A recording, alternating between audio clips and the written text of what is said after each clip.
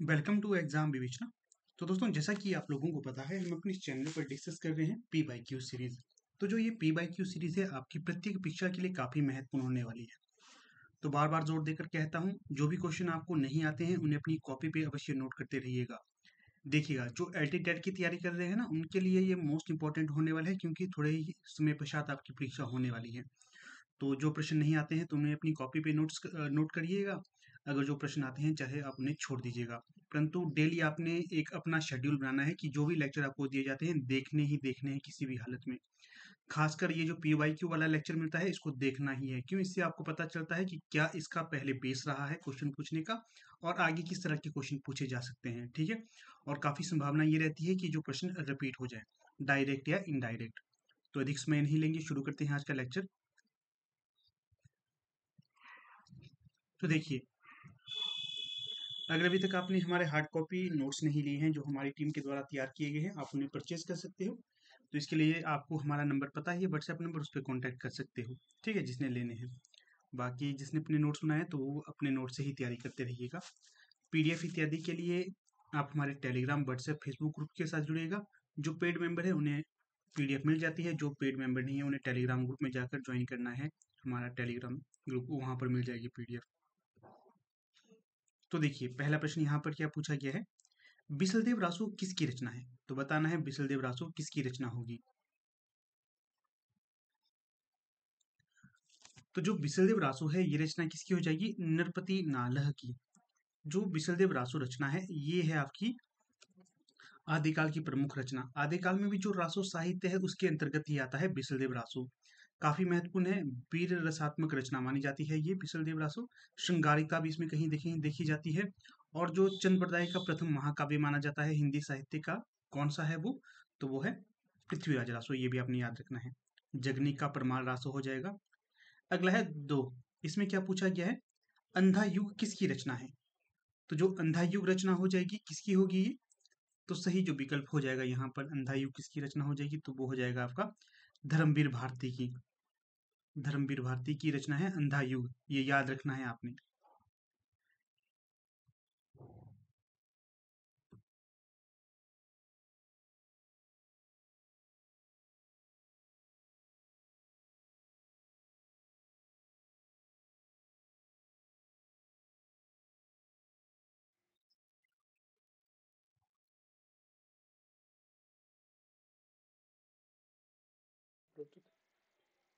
तो धर्मवीर भारती की रचना है अंधा युग। ठीक है। ये जो अंधा युग है, ये महाभारत के अंतिम दिन का जो युद्ध यहाँ पर वर्णित किया गया है, और काफी महत्वपूर्ण है। महाभारत के 18 दिनों का जो युद्ध था वो यहाँ पर वर्णित है। अगला प्रश्न देखिए, प्रश्न संख्या 3। हिंदी साहित्य के प्रथम काल को आदिकाल नाम किसने दिया? तो ये प्रश्न भी काफी महत्वपूर्ण है। क्यों? इस पर अलग अलग जो साहित्यकार है, इतिहासकार है, अपना अपना मत उसने प्रस्तुत किया है। कोई इसे, जो हिंदी साहित्य का प्रथम काल था, इसे कोई आदिकाल कहता है, कोई बीजोपन काल कहता है, कोई इसे प्रारंभिक काल कहता है, कोई इसे बीजोपन काल, चारण काल कहता है। ये नाम दिए गए। उदाहरण के लिए देखिए, आदिकाल नाम किसके द्वारा कहा गया आदिकाल को? तो यहाँ जो सही विकल्प होगा वो होगा विकल्प सी। हजारी प्रसाद जो द्विवेदी है, इनके द्वारा आदिकाल को आदिकाल कहा गया था सर्वप्रथम। बात करें हम यहाँ पर आचार्य रामचंद्र शुक्ल की, तो इन्होंने आदिकाल को कहा था वीर गाथा काल। और जो यहाँ पर अपने जॉर्ज ग्रियर्सन है, इन्होंने आदिकाल को क्या कहा कहा था? चारण काल। अगर हम बात करें यहाँ पर मिश्र बंधुओं की, उन्होंने आदिकाल को प्रारंभिक काल कहा था। अगर हम बात करें महावीर प्रसाद द्विवेदी की, उन्होंने कहा था इसे बीजवपन काल। ये सारे आपने याद रखने हैं। अगला प्रश्न देखिए 4। कंकाल किसका उपन्यास है? तो जो कंकाल है, उपन्यास विधा की रचना है, ये आपको याद रखनी है। फिर पूछा जाएगा किसके द्वारा इसे लिखा गया है? तो सही जो विकल्प होगा सूर्यकांत त्रिपाठी निरालाकृत है ये कंकाल। नहीं, सुधार करिएगा, कंकाल सूर्यकांत त्रिपाठी निराला का नहीं है। किसका होगा? जयशंकर प्रसाद द्वारा रचित है कंकाल। इरावती कंकाल जयशंकर प्रसाद द्वारा लिखे गए उपन्यास है। जयशंकर प्रसाद ये सिर्फ उपन्यासकार ही नहीं थे, ये काव्य के तौर पर भी इन्होंने कई महत्वपूर्ण, जैसे कि कामायनी जो प्रसिद्ध इनका महाकाव्य है, वो इनके द्वारा लिखा गया था। और नाटक भी इनके द्वारा कई प्रसिद्ध नाटक लिखे गए हैं, वो भी आपको पूछे जा सकते हैं। अगला प्रश्न है 5, निज भाषा उन्नति अहे सब उन्नति को मूल, बिना निज भाषा ज्ञान के मिटत नहीं ही को सूल। पंक्ति पूरी तो इस तरह से जैसे मैंने कही, पंक्ति यहाँ पर इस प्रकार से कही गई है, निज भाषा उन्नति अहे सब उन्नति को मूल, अर्थात जो हमारी निज भाषा है अगर उसमें उन्नति करोगे तो सब जगह आपको उन्नति मिलेगी। ये उन्नति का मूल है, अपनी निज भाषा की उन्नति करना, उसका प्रयोग करना। ये जो पंक्ति है किसके द्वारा कही गई थी पंक्ति?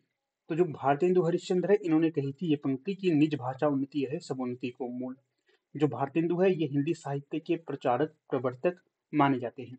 इनके द्वारा हिंदी साहित्य की प्रतीक विधा में लिखा गया था। ये हिंदी साहित्य के पुरोधा कवि माने गए, पुरोधा रचनाकार माने गए हैं, क्योंकि जो भारतेंदु हरिश्चंद्र है इनके पश्चात से ही इन्होंने एक नींव स्थापित कर ली थी, जो हिंदी साहित्य वर्तमान में अपना ये वर्चस्व स्थापित कर पाया है, इतना बड़ा सम्राट रूप इसने प्राप्त कर लिया है, तो भारतेंदु हरिश्चंद्र की ही महत्वपूर्ण देन मानी जा सकती है। अगला प्रश्न है 6, शिव शंभू के चिट्ठे नामक बहुचर्चित निबंध के लेखक कौन है? पहले तो ध्यान रखिए कि जो शिव शंभू के चिट्ठे है ये निबंध विधा की रचना है, ठीक है। कौन इसके लेखक होंगे? तो जो इसके लेखक हो जाएंगे तो है बाल मुकुंद गुप्त। बाल मुकुंद गुप्त के द्वारा शिव शंभू के चिट्ठे निबंध लिखे गए थे। इसमें इन्होंने अंग्रेजी सरकार पर व्यंग्यात्मक टिप्पणियां की हैं। अगला है 7, तो इसमें क्या पूछा गया है? तो इसमें पूछा गया है हिंदी दिवस हर वर्ष किस दिन मनाया जाता है? तो जो हिंदी दिवस प्रत्येक वर्ष मनाया जाता है तो ये मनाया जाता है 14 सितंबर को। 14 सितंबर को प्रत्येक वर्ष हिंदी दिवस मनाया जाता है। एक प्रश्न यहाँ से आपको छोड़ देता हूँ, आपने बताना है कि विश्व हिंदी दिवस प्रत्येक वर्ष कब मनाया जाता है। ये प्रश्न आपके लिए है, जो प्रश्न पूछता हूँ तो इनके उत्तर आपने देना है। प्रत्येक वर्ष हिंदी पत्रकारिता दिवस कब मनाया जाता है? तो 30 मई को मनाया जाता है। क्यों? क्योंकि 30 मई 1826 को जो उदंत मार्तन जो हिंदी की प्रथम साप्ताहिक पत्रिका थी इसका प्रकाशन हुआ था, इसलिए ये मनाया जाता है। अगला प्रश्न है 8, संस्कृति के 4 अध्याय नामक रचना के लेखक कौन है?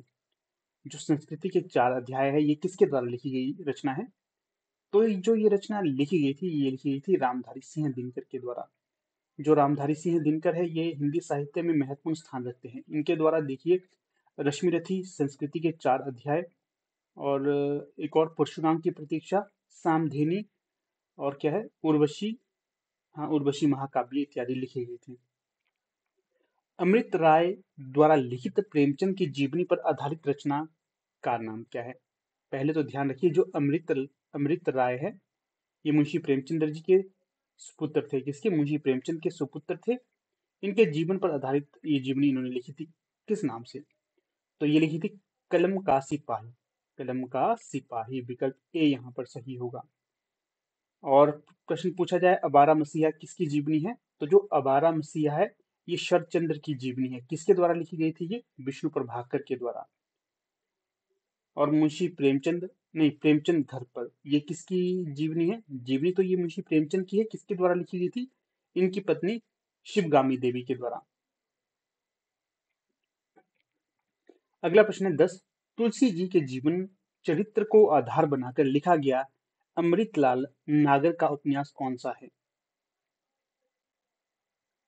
तो जो तुलसीदास जी के जीवन चरित्र पर आधारित, पहले याद रखिए तुलसीदास जी के जीवन चरित्र पर आधारित है ये रचना। किसके द्वारा लिखी गई थी? अमृतलाल नागर जी के द्वारा। अमृतलाल नागर किस विधा की रचना है? उपन्यास विधा की रचना है। तो ये हो जाएगी मानस का हंस। क्या है? मानस का हंस। जैसे देखिए रामचरित मानस किसके द्वारा लिखा गया है? तो ये लिखा गया है तुलसीदास जी के द्वारा। मानस से आपने रखना है तुलसी, ठीक है, क्योंकि रामचरित मानस इनके द्वारा लिखी गई है। फिर एक और प्रश्न पूछा जाता है कि जो सूरदास जी के जीवन चरित्र को आधार बनाकर लिखा गया अमृतलाल नागर का कौन सा उपन्यास है? तो ये हो जाएगा खंजन नयन। कौन सा? खंजन नयन। ये तथ्य भी याद रखने हैं आपको, क्योंकि परीक्षा में पूछे जा सकते हैं इस तरह के तथ्य आपको। अगला प्रश्न है जाग तुझको दूर है जाना किसकी कविता है? तो सही जो विकल्प हो जाएगा 11 का, तो वो हो जाएगा आपका विकल्प महादेवी वर्मा का। महादेवी वर्मा कहती हैं जाग तुझको दूर जाना, ये इनकी कविता होगी। जो महादेवी वर्मा है, सुमित्रा नंदन पंत है, निराला है और जयशंकर प्रसाद है। ये छायावाद के चार आधार स्तंभ माने जाते हैं। महादेवी वर्मा जी को जो यामा काव्य संग्रह है, इसके लिए ज्ञानपीठ पुरस्कार भी दिया गया था। यामा, निहार, रश्मि, ये महादेवी वर्मा के प्रसिद्ध काव्य संग्रह हैं। ये याद रखने हैं आपने। इनके द्वारा कई रेखा चित्र भी लिखे गए हैं, जैसे कि मिट्ठू, नीलगाय इत्यादि। अभी मुझे पूरे नाम याद नहीं आ रहे हैं। तो इनके ये मेरा परिवार करके इनका एक रेखा चित्र लिखा गया है। इसको भी आपको नहीं याद रखना है, कभी पूछा जाता है।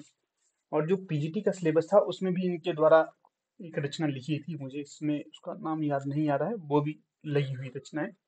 सिलेबस जो भी होता है आपको याद रखना है, क्योंकि प्रश्न डायरेक्ट इनडायरेक्ट पूछे जाते हैं। अगला प्रश्न देखिए 2, रक्तचंदन किसकी एकांकी है? पहले तो ध्यान रखना है कि जो रक्तचंदन है, ये एकांकी विधा की रचना है। नाटक और एकांकी में यही फर्क होता है कि नाटक में कई अंक होते हैं, परंतु एकांकी में सिर्फ एक ही अंक होता है। ये नाटक से ही संबंधित है, ये आपने याद रखना है।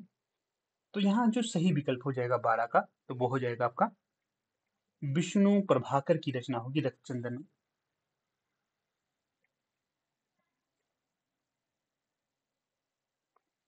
अगला है रस खान किस भाषा की कवि हैं? पहले तो ध्यान रखिए, जो रस खान थे, ये भक्ति काल में कृष्ण भक्ति काव्य धारा से जुड़े हुए कवि माने जाते हैं। ठीक है। और इन्होंने कई प्रसिद्ध रचनाएं भगवान श्री कृष्ण जी के लिए समर्पित की थी। नाम से तो ये आपको मुस्लिम लगते हैं, परंतु इन्होंने पूरी जो डेडिकेशन थी वो भगवान श्री कृष्ण के प्रति समर्पित कर दी थी। इसलिए ये भगवान श्री कृष्ण के अनन्य भक्त माने जाते हैं। आपको मैंने बार बार ये कहा था कि जो भक्ति काल के अंतर्गत कृष्ण भक्ति काव्य धारा थी, इसमें जो अधिकतर विद्वान लिखते थे, ये ब्रज भाषा में ही लिखते थे। इसलिए विकल्प ए यहाँ पर सही होगा। कौन सा? विकल्प ए ही सही होगा, ब्रज भाषा।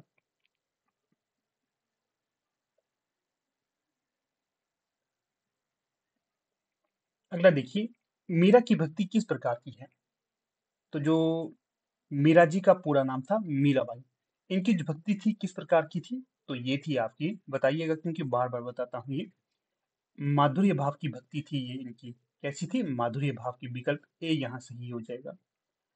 और जो सख्य भाव की भक्ति किसकी थी? सूरदास की। दास्य भाव की भक्ति किसकी थी? तो ये थी तुलसीदास की। अगला है 15, बिहारी के दोहे रस के छींटे हैं। छोटे नहीं, बिहारी के दोहे रस के छींटे हैं। सुधार करिए, छोटे नहीं होगा यहाँ, छींटे होगा। तो ये किसके द्वारा कहा गया था?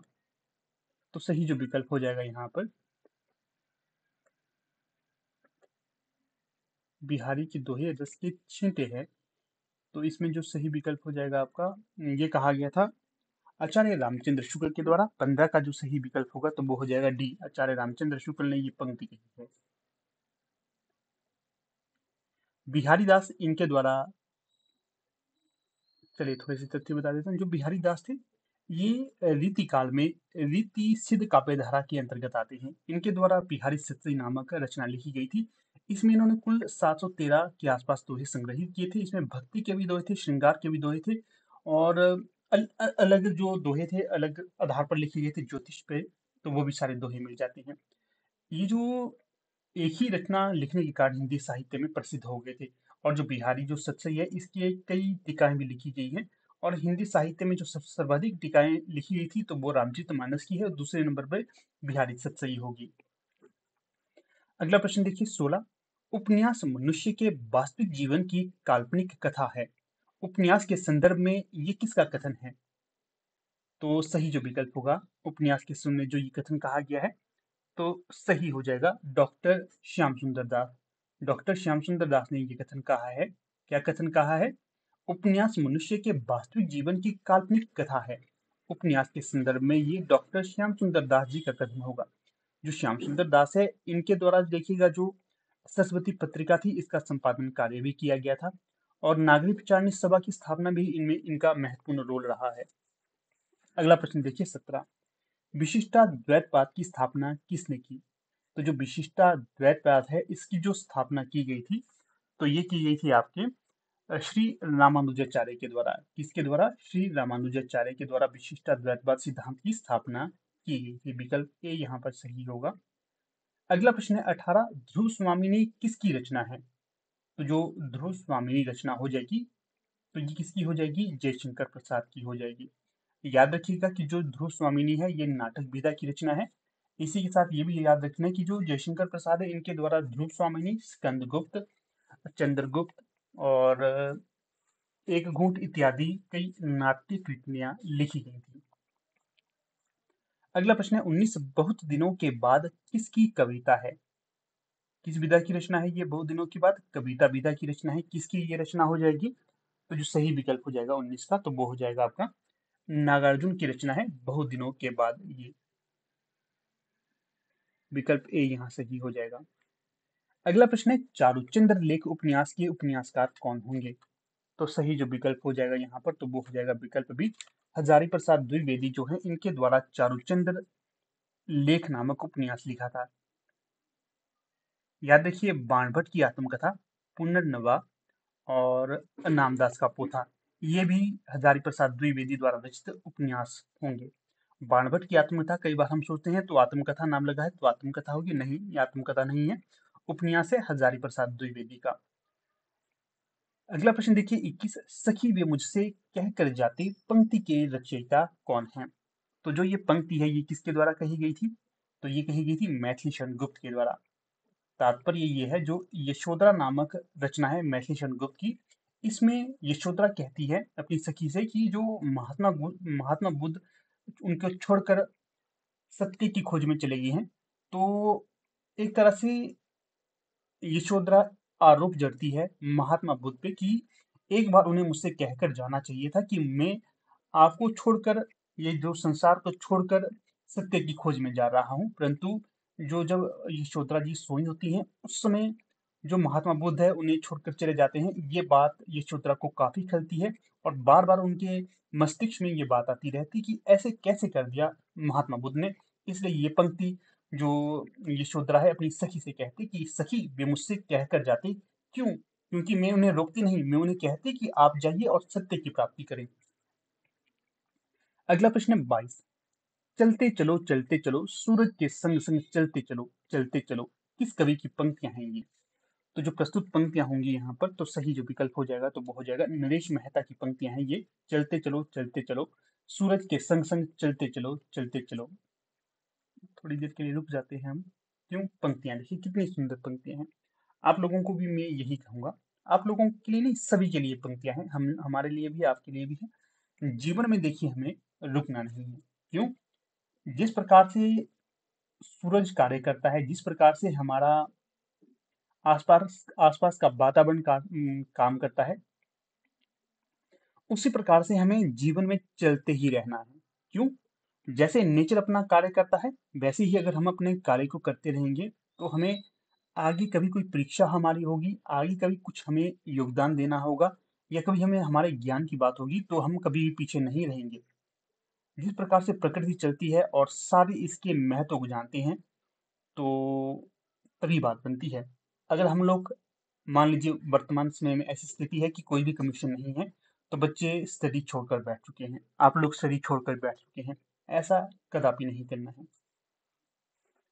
अगर हम किसी टारगेट को प्राप्त करना चाहते हैं, ये हमारा टारगेट है और यहाँ पर हम स्थित हैं, ठीक है?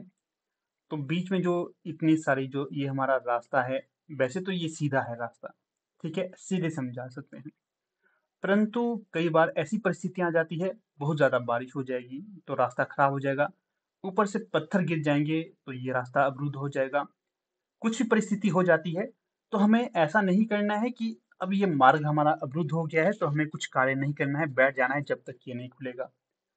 या तो आप यहाँ से सीधे जाइए कठिनाइयों को प्राप्त करते करते, ठीक है, परंतु पहुंच आप अपनी मंजिल तक जाएंगे, या फिर ये इंतजार करिए कि कब ये कोई रास्ते को साफ करेंगे तब हम चलेंगे। अगर कोई रास्ते को साफ करेगा तो आपको बहुत समय व्यतीत करना पड़ेगा।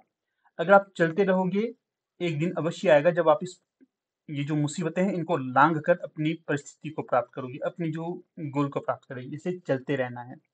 अभी देखिए फिलहाल ही एक नोटिफिकेशन आई थी जिसमें ये बात की गई थी कि टीजीटी की वैकेंसी आने वाली है।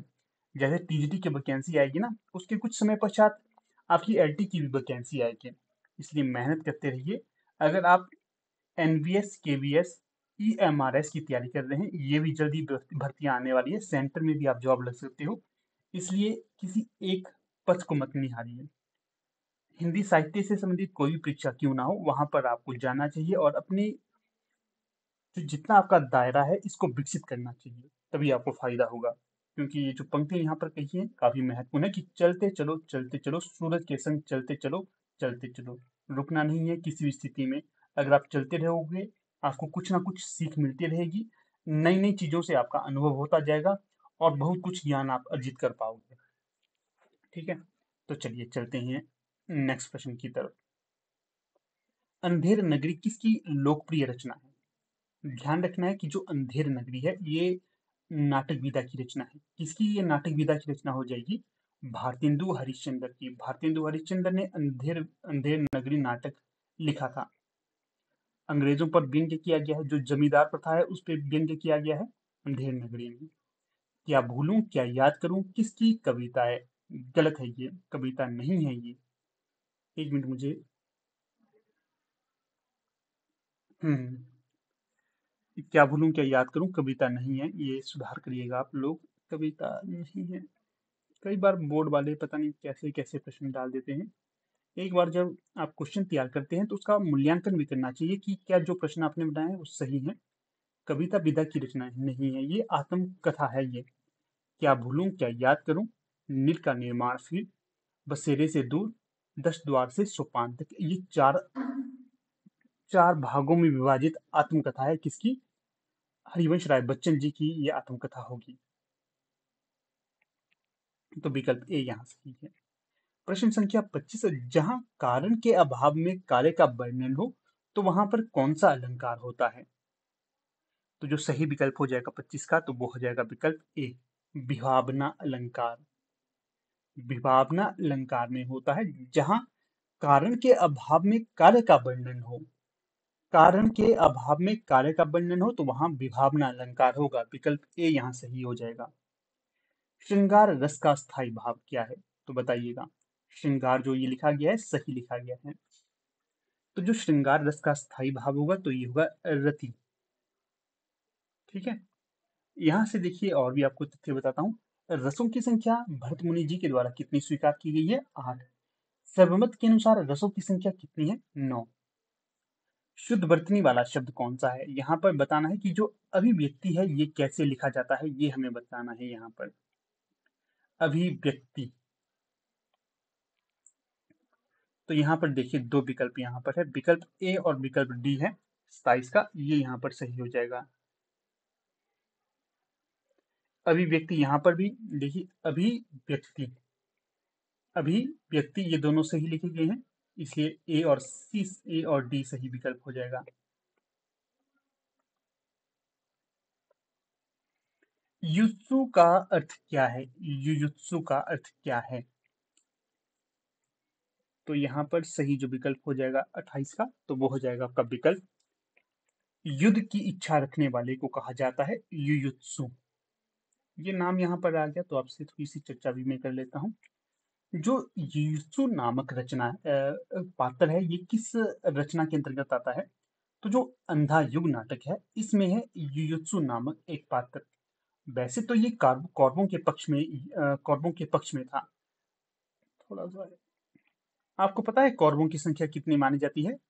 कौरवों की संख्या मानी जाती है 101। ठीक है, पढ़ा तो हमने था 100, परंतु वास्तव में कौरव कितने भाई थे? 101 थे। हमें पढ़ाया जाता है 100, क्योंकि जो युत्सु है, ये जब महाभारत का युद्ध हुआ था तो ये लड़ा था पांडवों के पक्ष में। क्यों? क्योंकि इसने कहा था कि मैं सत्य के पक्ष में लड़ूंगा, जो मेरे भाई हैं ये सत्य के राह पर चलने वाले नहीं है, इसलिए मैं इनके पक्ष में नहीं लड़ूंगा। अगर ये सत्य की राह पे चलते तो मैं अवश्य लड़ता, परंतु जो पांडव है ये सत्य की राह में चल रहे हैं, इसलिए मैं कौरवों का साथ ना देकर पांडवों का साथ दूंगा। 101वां ये जो भाई था ये युत्सु, ये पांडवों के पक्ष में लड़ा था। कहा जाता है ये दासी पुत्र था, फिर भी ये नेक विचारों वाला था। जो अंधा युग नाटक है इसमें जो जब ये पांडव युद्ध युद्ध कर विजय प्राप्त कर लेते हैं उसके पश्चात युत्सु को आत्मग्लानि हो जाती है। क्यों? क्योंकि जिस चीज के लिए युद्ध लड़ा था तो चलो वो तो सही हो गया, परंतु बाद में लोगों ने इसे इतने ताने दिए थे कि ये आत्महत्या करने के लिए आतुर हो गया था। ठीक है, युत्सु। तरह की चीजें हैं। समाज में कई बार ऐसी ऐसी चीजें भी हमें झेलनी पड़ती। अगला है 29, शुद्ध वाक्य का चयन कीजिए। युद्ध युद्ध करके शुद्ध को ही युद्ध पढ़ने लगे हम। कितना प्रभाव पड़ता है जो चीजें हम करते हैं। ठीक है, क्या कोई बात नहीं। शुद्ध वाक्य कौन सा है यहाँ पर? तो यहाँ देखिएगा जो सही विकल्प हो जाएगा 29 में, तो वो हो जाएगा आपका, चलो यमुना किनारे सैर करने चलें। चलो यमुना किनारे सैर करने चलें, विकल्प सी यहाँ सही हो जाएगा। बाकी देखिए सही क्यों नहीं, चलो यमुना किनारे सैर करने। हम इस तरह के वाक्य तो प्रयोग में लाते हैं, परंतु शुद्ध मानक हिंदी की बात की जाए तो विकल्प सी सही होगा।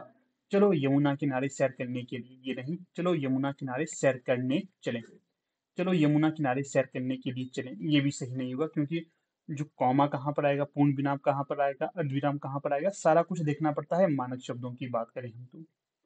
अगला प्रश्न है 30, संधि विच्छेद कीजिए। कामरी, कामरी, इसका संधि विच्छेद क्या होगा? तो जिसका संधि विच्छेद होगा तो वो होगा विकल्प 3 के अनुसार कामधन अरि। कामधन अरि, ये है संधि विच्छेद कामरी का। अगला प्रश्न है, निम्न में से कौन सा अर्धविराम चिन्ह है? अर्धविराम चिन्ह कौन सा है? तो यहाँ पर आपको पता ही होगा, नहीं पता है तो मैं आपको बता देता हूँ। अर्धविराम जो चिन्ह होता है तो वो होता है विकल्प बी के अनुसार वाला, ये जो चिन्ह है ये अर्धविराम का है। पूर्ण विराम का ये होगा, प्रश्नवाचक का ये होगा, और कॉमा का ये होगा। अगला है 32, स्वयंवर में उपसर्ग कौन सा है? हाँ, स्वयंवर में उपसर्ग कौन सा है? मैंने आपको प्रत्यय और उपसर्ग वाला लेक्चर दिया है, अगर आपने देखा होगा तो आपको ये पता ही होगा स्वयंवर में उपसर्ग क्या है। बार बार जोर देकर कहता हूँ, उपसर्ग पहले लगता है किसी भी शब्द के और प्रत्यय बाद में लगता है। अगर आप पढ़ते हैं स्वयंवर, स्वयंवर, जब तोड़ रहे हो, संधि विच्छेद यहाँ पर कर रहे हो किसी भी चीज का, आपको स्वयं पता चलता है। स्वयं धन बर, स्वयं धन बर, अर्थात स्वयं जो बर हम चुनते हैं उसे स्वयंवर कहा जाता है। इसलिए सी यहाँ पर सही होगा, क्योंकि स्वयं यहाँ तक निकल रहा है और बर का अलग से अर्थ निकल रहा है, तो ये होगा सी सही। अगला है 33, जिस समास का प्रथम पद संख्यावाचक हो, जिस समाज का प्रथम पद संख्यावाचक हो और अंतिम पद संज्ञा हो, अंतिम पद संज्ञा हो, तो उसे कौन सा समास हम कहते हैं? तो सही जो विकल्प हो जाएगा 33 का, तो वो हो जाएगा विकल्प ए, द्विगु समास। कौन सा? द्विगु समास। द्विगु समास में क्या होता है, इसमें प्रथम पद तो संख्यावाचक होता है और अंतिम पद संज्ञावाचक होता है। अगला प्रश्न देखिए 34, इसमें क्या पूछा गया है, उपकार के बदले उपकार एक शब्द का प्रयोग करें। उपकार के बदले उपकार एक शब्द का प्रयोग करें। तो जो 34 में हम शब्द का सही प्रयोग करके आपको बताएंगे, तो ये हो जाएगा प्रत्युपकार, प्रत्युपकार, प्रत्युपकार, विकल्प डी। उपकार के बदले उपकार, इसके लिए जो एक शब्द होगा तो ये होगा प्रत्युपकार। अगला है, रचना के आधार पर शब्द के कितने भेद हैं? अगर हम बात करते हैं रचना के आधार पर शब्द के कितने भेद होंगे, तो वो होंगे 3।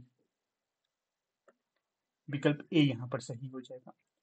शुद्ध शब्द है तो बताइएगा धन्यवाद किस प्रकार से लिखा जाता है? धन्यवाद। तो सही जो विकल्प हो जाएगा यहाँ पर, तो वो हो जाएगा धन्यवाद लिखा जाता है, विकल्प बी के अनुसार, धन्यवाद। आपने ट्राई करनी है, द्वारका कैसे लिखा जाता है, धन्यवाद कैसे लिखा जाता है, और उज्जवल कैसे लिखा जाता है, श्रृंगार कैसे लिखा जाता है, इस तरह के शब्द आपने, और 92 कैसे लिखा जाता है, ये शब्द आप कमेंट भी कर सकते हो, अन्यथा अपनी कॉपी पे आप इनको नोट करके देख सकते हो कि वास्तव में शुद्ध शब्द कौन सा है इनमें से। हे ईश्वर हमारी रक्षा करो, वाक्य में कारक भेद है। जो ये वाक्य है यहाँ पर कारक का कौन सा भेद है? हे ईश्वर हमारी रक्षा करो। तो जो 37 में सही विकल्प हो जाएगा तो वो होगा संबोधन। यहाँ पर संबोधन हो रहा ना,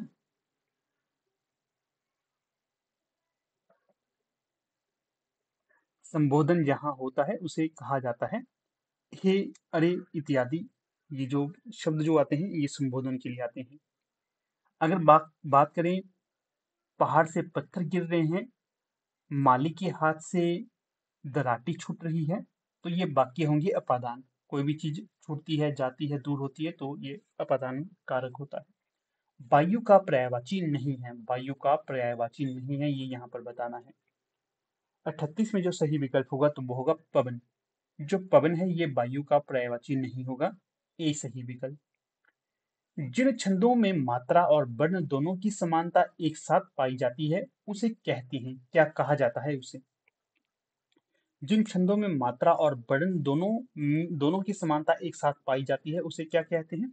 तो उसे कहा जाता है आपका उभय छंद। अघोष वर्ण कौन सा है? तो जो अघोष वर्ण होगा दिए गए विकल्पों में से, तो वो हो जाएगा आपका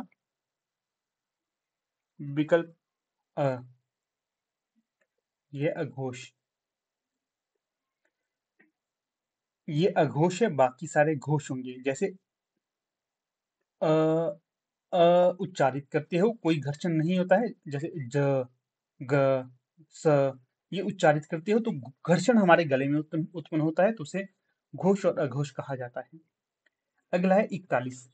शायद कोई कमरे में छिपा हुआ है, इस वाक्य में रेखांकित शब्द है। कौन सा है इसमें रेखांकित शब्द बताना है। इस वाक्य में रेखांकित शब्द है, जैसे कि शायद, शायद कोई, ये शब्द है रेखांकित ना। इसमें बताना है कि कौन सा सर्वनाम प्रयुक्त हुआ है यहाँ पर। रेखांकित तो किया नहीं है इन्होंने। जो कोई होता है ना, इसमें जो हमें पता चलता है कि ये होता है आपका अनिश्चय वाचक सर्वनाम, क्योंकि अनिश्चय है ना, कोई भी हो सकता है, कोई निश्चय नहीं है, इसलिए अनिश्चय वाचक सर्वनाम है यहाँ पर कोई में। परिश्रमी शब्द में कौन से विशेषण का बोध होता है? परिश्रमी शब्द में कौन सा विशेषण का बोध होता है? तो 42 का जो सही विकल्प होगा तो वो होगा गुणवाचक। परिश्रमी में गुणवाचक विशेषण का प्रयोग होता है, विकल्प ए सही है यहाँ। उच्छिष्ट शब्द का विच्छेद करें। उच्छिष्ट, इसका जो विच्छेद करके हमें प्राप्त होता है तो वो हो जाएगा आपका उत्तधन शिष्ट। उत्तधन शिष्ट, विकल्प सी सही है। अगला है 44। सो सुख सुजस सुलभ मोही स्वामी में कौन सा अलंकार है? सो सुख सुजस सुलभ मोही स्वामी, यहाँ पर जो अलंकार प्रयुक्त हुआ है तो वो होगा अनुप्रास अलंकार, क्योंकि स शब्द का बार बार क्या हो रहा है, इसका बार बार इसका प्रयोग हो रहा है, तो इसलिए अनुप्रास अलंकार यहाँ पर होगा।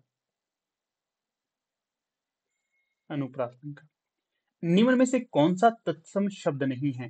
तत्सम शब्द नहीं है तो वो बताना है आपको। तत्सम तद्भव देशी विदेशी शब्द बताया था ना, उसी के अंतर्गत है ये।